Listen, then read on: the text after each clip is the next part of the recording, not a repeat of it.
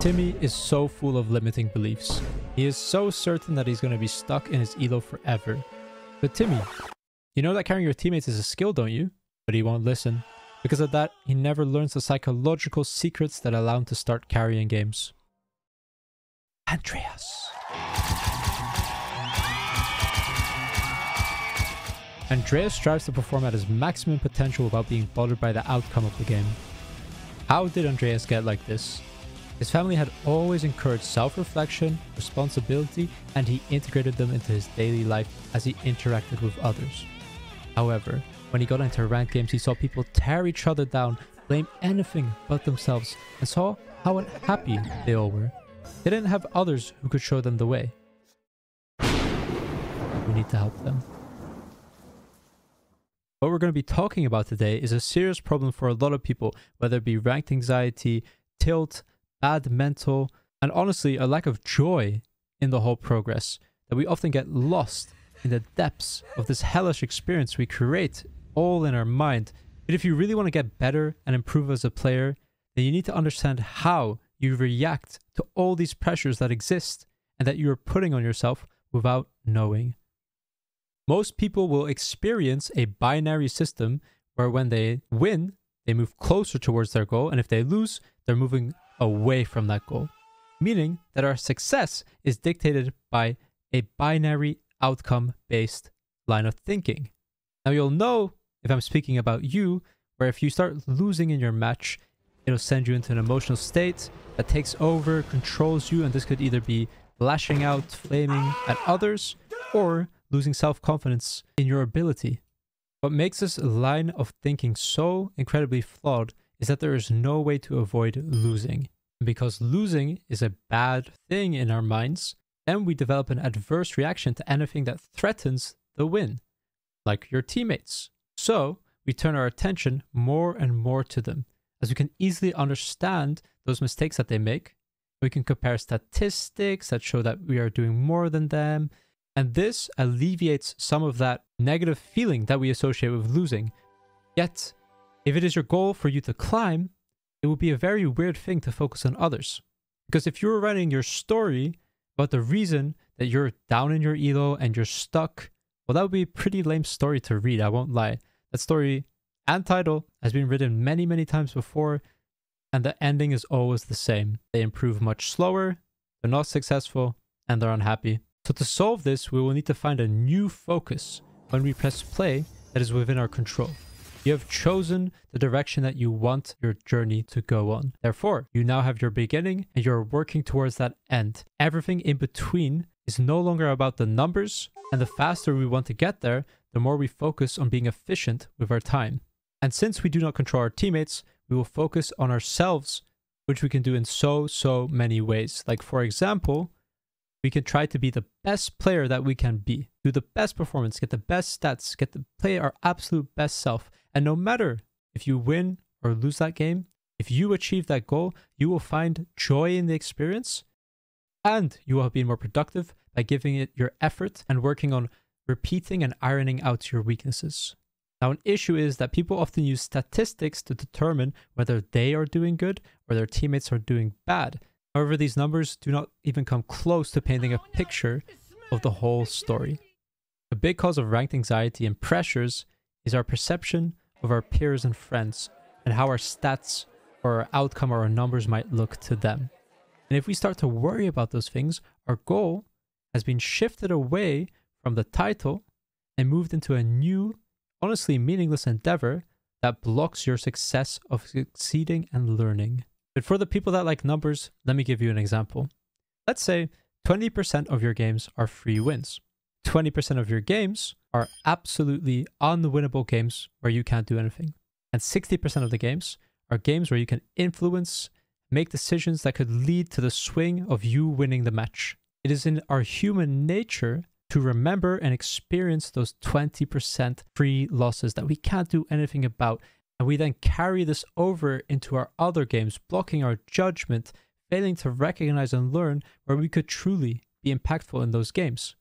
And so all of a sudden, that 20% starts to feel like 40% and 60%, and you create the false narrative in your head. And if you do so, you do not respect your own time or achieving the goal that you set.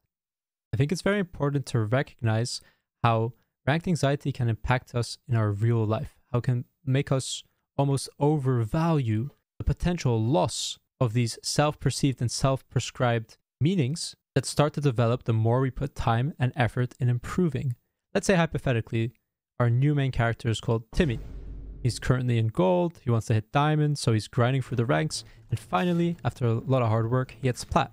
He has now grown this unnecessary attachment to being perceived as plat. Now, the risk of losing means that he loses this part of himself, he loses that achievement.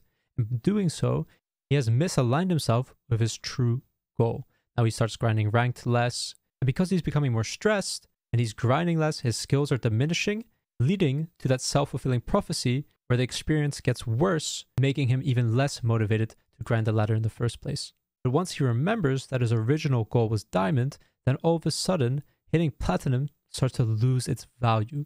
Because the only way to get through platinum to diamond is by playing and by grinding. So worrying about games there, when it is not his true desire and his true goal, almost becomes trivial. And this whole time, he's been grinding less, he's going to school or work, he's coming home, and he's spending his free time worrying or doing something else other than working towards the thing that he wants. He's not respecting his own time, he's worried about teammates' perceptions. Don't let people tell you what to play. Lock it in. It is your free time, it is your day, and it is your achievement. Do not let anybody take that away from you. I want to tell you a story about my experience learning Tracer, and I think it's very important because it touches on perception of others, perception of self, and setting that goal. My goal was to improve. I don't care what rank I was in, I don't care where I end up.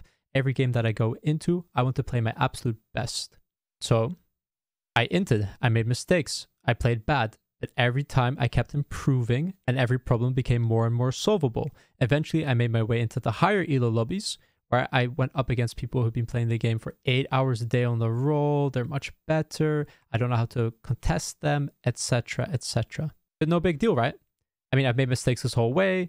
I'm not in my element. I'm still learning, still trying to get better. But there were some high elo players that got so upset that I was making mistakes when I'm still trying my best, that they were flaming me, making fun of my win rates. And I remember thinking to myself, I really don't care. Now, there's a few reasons for this. The way I like to explain it is like, if you were in a library, you're studying for a test, and you're getting the answers wrong. And somebody walks up to you, and they've already taken the test, or they passed the course, they're much more knowledgeable, and they say to you, you don't know the answer to that? How could you not know the answer, man? How can you not know the answer? I mean, that would be ridiculous. It's almost insane how stupid that person would have to be to do that in that situation. And it's always the irony of these situations where they don't realize that they are being that stupid person. Their words are so diminished, they are so meaningless because I am trying my best, I am trying to learn. So why would I care about what they think? My goal is simple. I want to improve. Now, it was easy for me to apply this to myself because I had been doing this for others. I had been coaching. And one thing that I've always pushed is that there is no wrong decision as long as you're actively thinking about it and if you have a reason for it. Because if you miss an ultimate or do something stupid or make a bad play, there should be no embarrassment because you now have challenged either your mechanics or your game sense and have learned from that experience. And this is the fastest way to improve.